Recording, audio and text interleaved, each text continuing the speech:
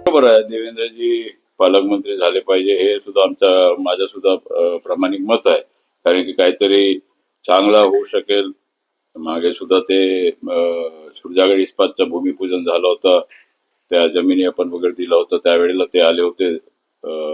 उपमुख्यमंत्री होते. मुख्यमंत्री असताना त्यांनी भूमिपूजन केलं होतं आपलं कोलसरीला.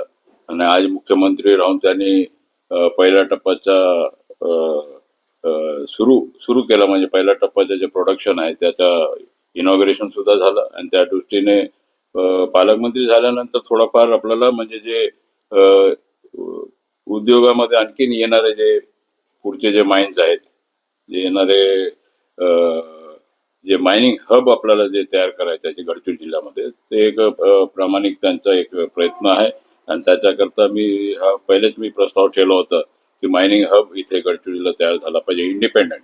म्हणजे जसं इथे नागपूरला आपला इथे आहे आपला काय म्हणतात त्याला मायनिंगचा मुख्य म्हणजे मुख्य ऑफिस इथे नागपूरला आहे. परंतु आम्ही सांगितलं नागपूरला आम्हाला काय नाही, आता इथे जे माझ्या क्षेत्रामध्ये जे सुरू आहे मायनिंग, हा माझ्या निर्वाचन क्षेत्रामध्ये, आणि त्या दृष्टिकोनातून मायनिंग हब इथे तयार झाला पाहिजे, इंडिपेंडंट इथे बॉडी तयार झाला पाहिजे, जेणेकरून आपल्याला जे काय आपल्याला काम करता येईल डायरेक्ट त्या गडचिरोली पासून तर मुंबईला आपल्याला डायरेक्ट हे झाला पाहिजे, जेणेकरून निर्णय लवकरात लवकर झाला पाहिजे. गेल्या काही दिवसात पुढच्या काही काळात आदिवासींचा जनसंपर्क तुम्ही सुरू करणं असं पहिलं मंत्रिपद मिळालेलं नाही, त्यानंतर आता संघटन बांधणी आणि आदिवासींचा संपर्क, काय योजना आहे राष्ट्रवादीची? तुमच्याकडे कुठे जबाबदारी आहे? नाही, जबाबदारी आता आमच्यावर आहेच. आता आमच्या म्हणजे गडचिरोली जिल्ह्याच्या जबाबदारीच आपल्यावर आहे. आणि त्या दृष्टिकोनातून गडचिरोली जिल्ह्यामध्ये आपल्याला पक्ष बांधणीचं काम आपण करणार आहोत. कारण की काँग्रेसचा उमेदवार निवडून आलेला आहे विधानसभेला, आणि एक बीजेपीचा आला, आणि एक आपण आपला सीट आपण ठेवलेला आहे. त्या दृष्टिकोनातून 3 सीटमध्ये 3 वेगवेगळ्या पक्षाचे 2 महायुतीचे आले आणि एक आपला काँग्रेसचा आला. त्या दृष्टिकोनातून पुन्हा आपल्याला बांधणी करण्याच्या दृष्टिकोनातून आम्ही प्रयत्न करणार आहोत. कारण की मागे पुढे जिल्हा परिषदच्या निवडणूक होतील, तर त्या दृष्टिकोनातून जिल्हा परिषद सुद्धा आपल्या हातामध्ये ठेवणे हा गरजेचं आहे. या दृष्टीने पवार साहेबांनी जे अभिप्राय दिला त्यांनी, ते अभिप्राय म्हणजे वास्तविकता ते खरंच आहे. कारण की ह्याच्यामध्ये मागच्या लोकसभामध्ये ज्या प्रकारे निवडणूक झाले त्याच्यामध्ये संघाचा जास्त प्रमाणामध्ये त्याच्यामध्ये सहभाग नव्हता. परंतु या वेळेला संघाचा फार मोठा सहभाग झाल्यामुळे आपण पाहतो की हा जे भरीव मतदान महायुतीला जे झालं आणि इतका मोठ्या प्रमाणामध्ये जे निवडून आले, ते खरं म्हणजे संघाचाच प्रभाव आहे. संघाचं कौतुक म्हणजे महायुतीच्या जवळ येण्याचा तर विचार नाही का शरद पवारांचा? अशी चर्चा सुरू झालेली आहे. नाही, आले तर चांगलंच होईल. ज्या पद्धतीने आले तर चांगलंच होईल. तुम्हाला काय वाटतं तुमच्या गटाला? नाही, माझ्या आता काय आमच्याकडे आता आणखीन आमच्या बैठकी वगैरे आणखीन सुरू व्हायचं त्या आमदारांचं. ते ज्या वेळेला ते आमच्याशी बोलतील त्यावेळेला आम्हाला थोडंफार काही हिंट आला तर आम्ही सांगू आपल्याला. पण शरद पवारांचं संघाचं कौतुक त्यांच्याकडनं करणं याचा दुसरा राजकीय अर्थ काढला जातो की ते एनडीएच्या जवळ येण्याचा प्रयत्न करता. गेल्या काही दिवसातून चर्चा आहे, सविस्तर सांगायचं तुम्हाला काय वाटतं? नाही, सविस्तर म्हणजे सांगायचं म्हणजे ते एनडीएच्या जवळ येण्याचा प्रयत्न आहे का काय आहे हे मी काय सांगू शकत नाही. परंतु पवार साहेब जे सांगतात, जे काय त्यांचा म्हणजे निघतो म्हणजे अर्थ, ते जे आहे निवडणुकीमध्ये जे संघाचा प्रभाव पडला ते तितकं खरं आहे. दिल्लीतील घडामोडी खासदारांना म्हणजे अजित पवार गटात येण्याचं हे आणि शरद पवारांनी बोलल्याचं याचं टायमिंग एकाच वेळेस दोन्ही गोष्टी समोर येतात आहे.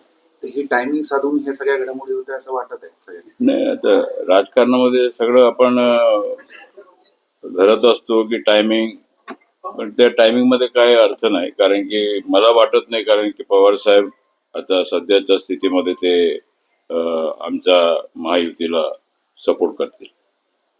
आपल्या पक्षाकडे काही त्यांचे खासदार येणार असल्याची चर्चा, काल त्याच्या ऑफर असल्याचे आरोप सुद्धा होतो. नाही, सध्या काही नाही तसं काही मला वाटत नाही की कसं काही खासदारांकडे आपला आम्ही आपले जे आमचे अध्यक्ष आहेत पक्षाचे, आपला महाराष्ट्राचे तटकरे साहेब खासदार आहेत, त्यांनी काय अप्रोच केला अशा प्रकारचा टीव्ही मध्ये म्हणजे आपल्याच माध्यमातून आम्हाला कळलेलं आहे, परंतु मला वाटत नाही की अशा प्रकारचं काही कारवाई सुरू झालेली आहे. अप्रोच केलं असं वाटतं की नाही वाटतं? नाही, अप्रोच नाही झाला.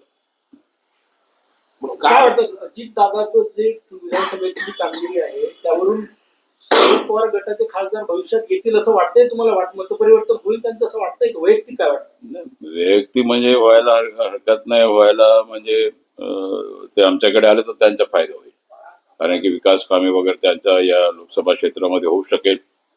आमच्या महायुतीकडे ते आकर्षित झाले तर केंद्राकडून जे येणारा जे लोकसभेचे खासदार आहेत त्यांचे सुद्धा केंद्राचे निधी सुद्धा त्यांना मिळू शकेल. तर हे सगळं निधीचा म्हणजे आपण खासदार बनून विरोधामध्ये राहून काही उपयोग होणार नाही, आणि सत्तेसोबत आपण राहिलं तर काहीतरी विकास आपल्याला या क्षेत्राचा करता येईल, हे फार मोठा माझा तरी अभिप्राय आहे.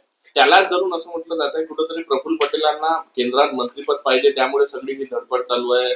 जे शरद पवारांकडे असलेले जे खासदार आहेत ते आपल्याकडे वळवण्याचा प्रयत्न करतात. नाही, आपलं मंत्रिपद तर मागेच बोलले होते देतो म्हणून, परंतु ते काय आपल्याला त्यावेळेला काय झालं नाही. परंतु त्यावेळेला शपथ घेतलं असतं तर मंत्री झालेच असते पहिल्या ह्याच्यामध्ये. बीड प्रकरणावरून धनंजय मुंडे नाव त्यानंतर याचं अजित दादाला टार्गेट केलं जात आहे एकूण सगळ्या याच्यात. तुम्हाला काय वाटतं? नाही, दादांचं काय, तर दादाचं पहिले इथून अधिवेशन संपल्यानंतर ते स्वतः तिथे ताबडतोब जाऊन भेट दिला होता त्यांनी, दादांनी सुद्धा आमची. आणि त्या दृष्टीने दादा ह्याच्यामध्ये काहीच नाही. दादांचा ते आमचे नेते आहेत, आणि त्या दृष्टिकोनातून जेव्हा जोपर्यंत मुंडे साहेब जे मंत्री आहेत मुंडेजी यांच्या जोपर्यंत त्यांना हे म्हणजे खरं काय खोटं काय ते जोपर्यंत त्यांना हे होत नाही, म्हणजे मीडियाच्या ह्याच्यावर आपण निर्णय देणं चुकीचं होईल, कारण की फार मोठा मीडियामध्ये त्यांच्या विरोधामध्ये जे सुरू आहे ते ठीक आहे, हरकत नाही. तुम्हाला जे माहिती मिळते ते तुम्ही छापत राहता, बोलत राहता, परंतु जोपर्यंत खरं काय म्हणजे त्यांच्यावर जोपर्यंत सिद्ध होत नाही गुन्हा म्हणजे ते सहभाग आहे, तोपर्यंत आपण त्यांना राजीनामा मागणं चुकीचं होईल.